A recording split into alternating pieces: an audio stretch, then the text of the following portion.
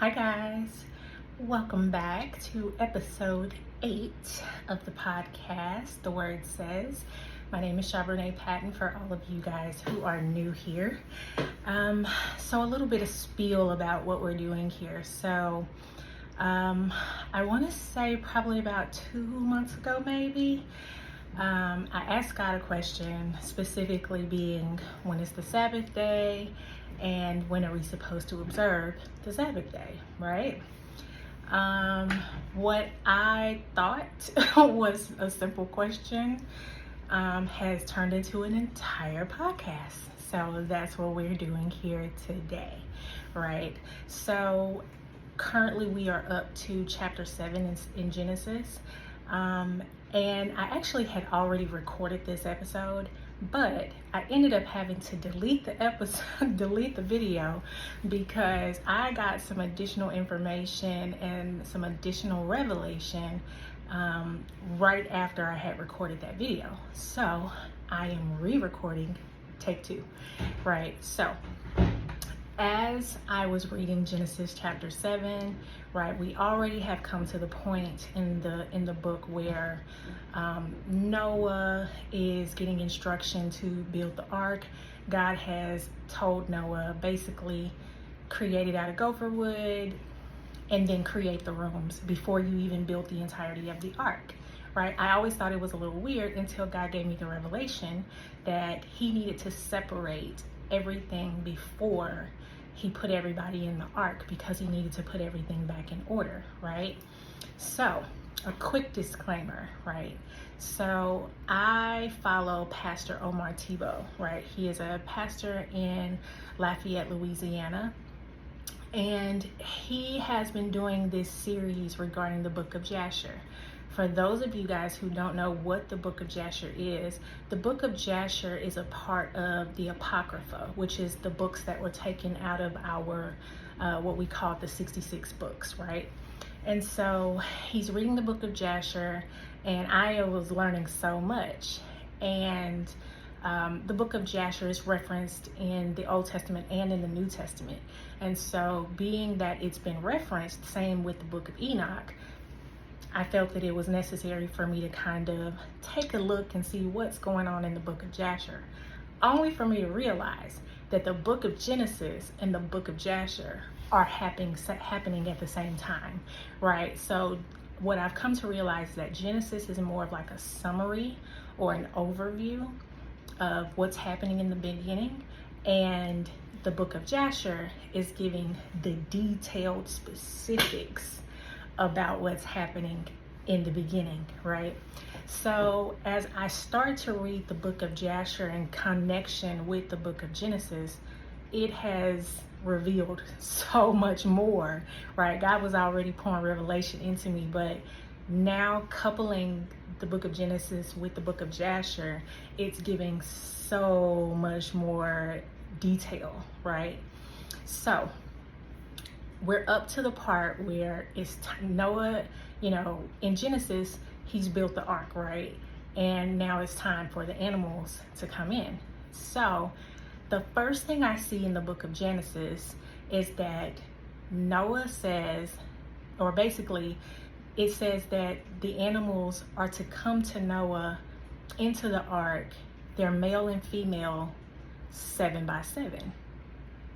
Full stop. I have always been told since I was a little kid that they came to Noah 2 by 2. If you're with me right now, raise your hand, because I know for me, I've always heard that it was, the animals came 2 by 2. Only for me to read it myself, hence the reason God was like, nope, go back to the beginning and read it, to find out, oh no, they were to come to Noah 7 by 7, the clean beast, and the unclean beasts were to come to Noah 2 by 2, right? So immediately the lie of the enemy has been exposed concerning even what seems so small as the animals, right? Because we've all pretty much heard the same thing in terms of, it's always been 2 by 2. It's been 2 by 2.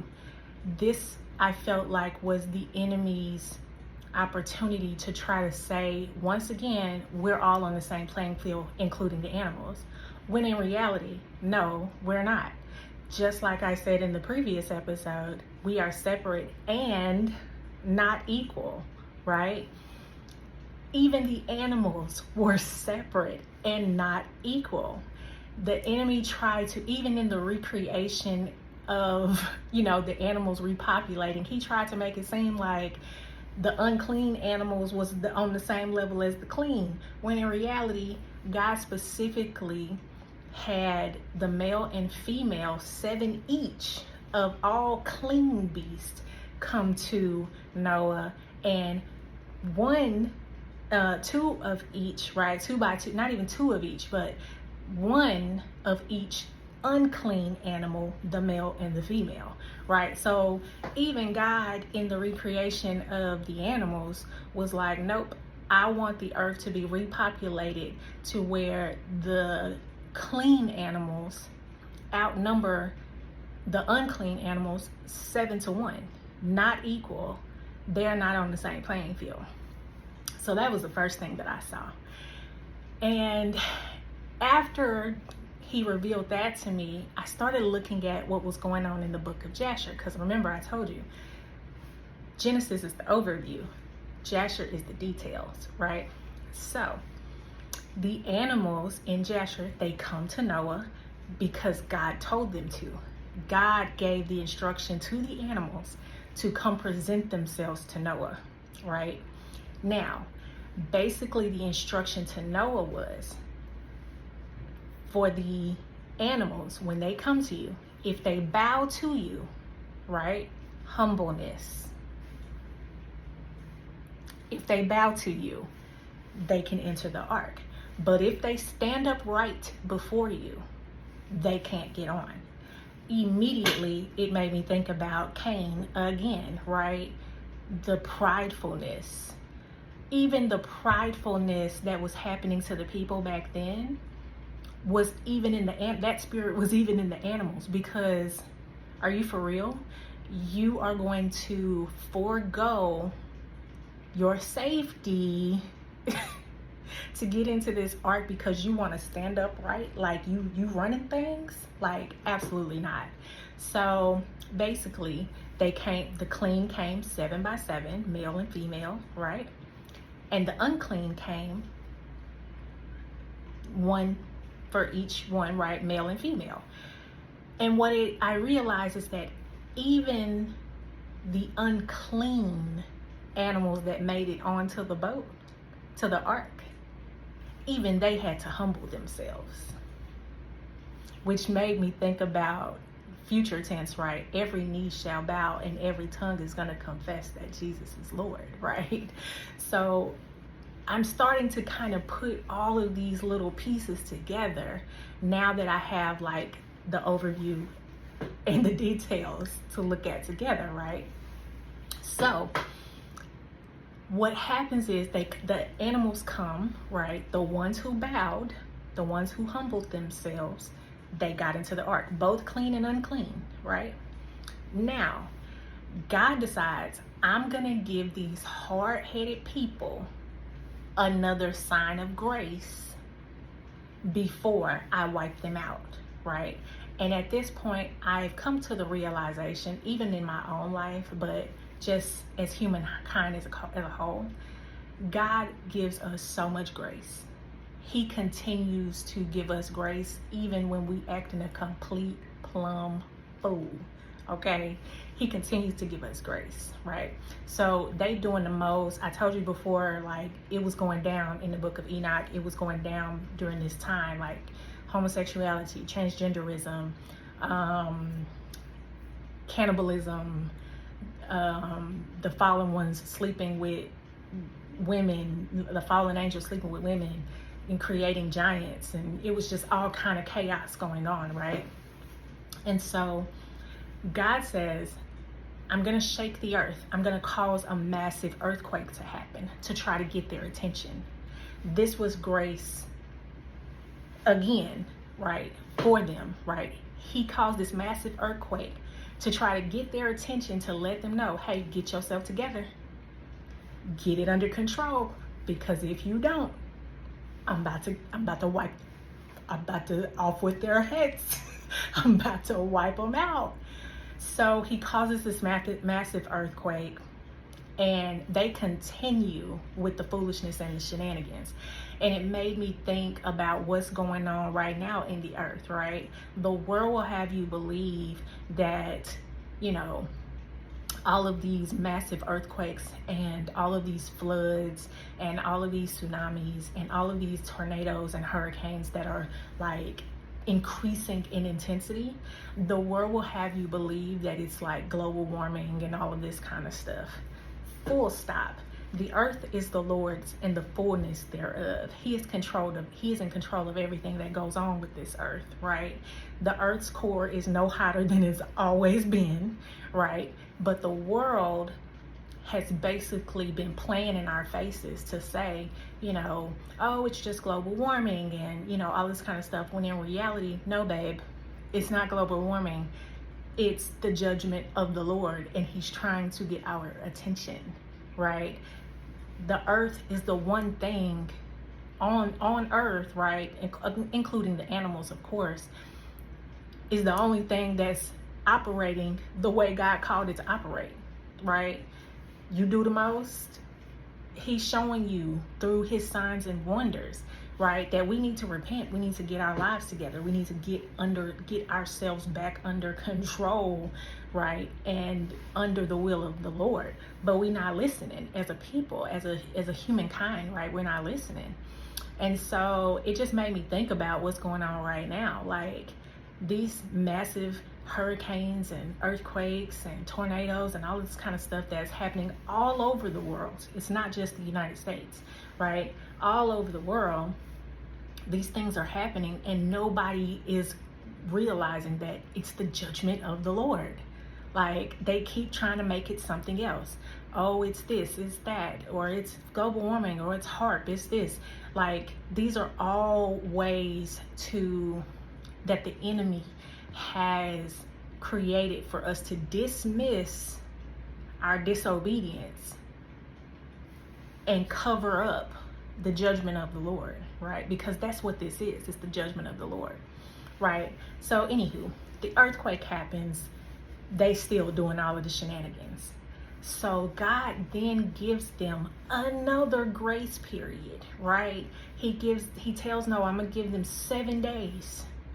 They got 7 more days to get themselves together, right?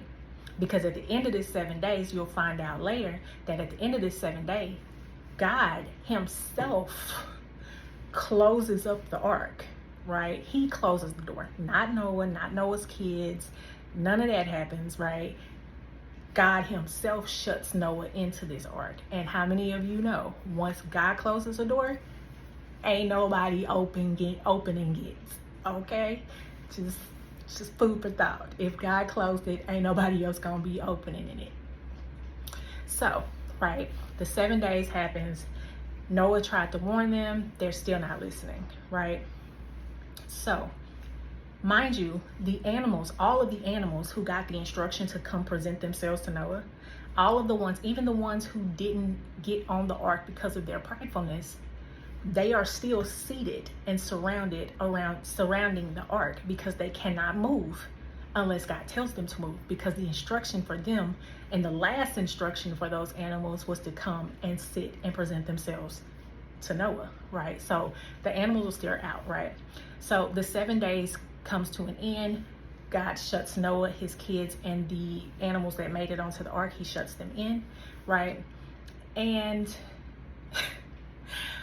one of the things that I found really interesting about the animals that's being on the ark, right? They went forth, they repopulated the earth and so on and so forth. And it made me think about what animals were on the earth back then that are currently not on the earth now. What animals were not allowed to get on the ark because they were prideful? And immediately I thought about dinosaurs. And contrary to popular belief, the earth is not millions and millions of years old, and neither are the bones of the dinosaurs. They're probably more like somewhere between 6,000 to 8,000 years old, but it's not millions and millions and millions. But that's just my own personal thought process. I've done a little bit of research on it, and of course I'm gonna always go back and study more on it, but food for thought. So take that with a little, keep that in your back pocket. But it just made me think about the dinosaurs, like, wow, what if the dinosaurs don't exist anymore because they were the prideful ones, along with the hybrid beings and hybrid animals, because of the fallen angels that didn't make it onto the ark? Like, it's an interesting thought, right? But anywho, so it starts to rain hard, right? Violently raining hard. The people run, it's, mind you, it's like 700,000 or so people at this time. And they are running up to the ark, right?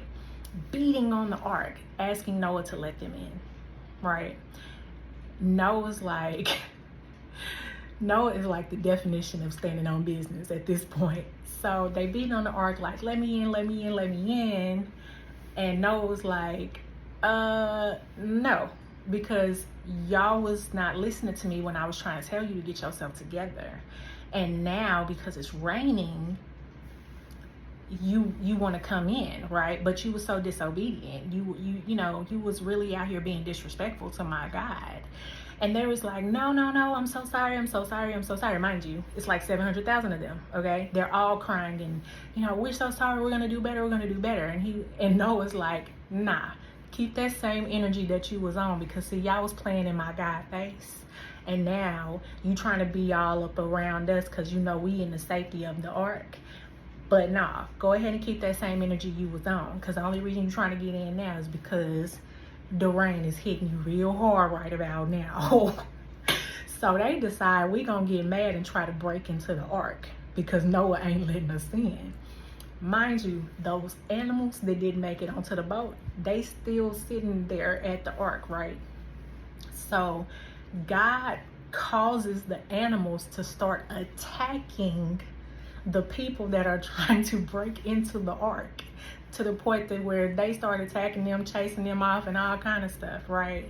So now Noah is in the ark. It's raining super hard. The waves are crashing, like it's going down at this point.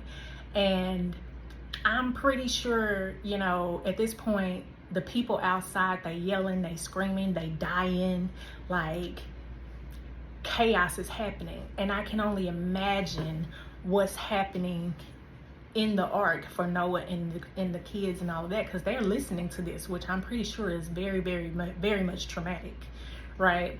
But even then, it talks about how inside of the ark, it was so chaotic on the outside of the ark that the animals and his children and wives and all this kind of stuff, they was yelling and screaming on the inside of the ark because they was being tossed all kind of which way, right?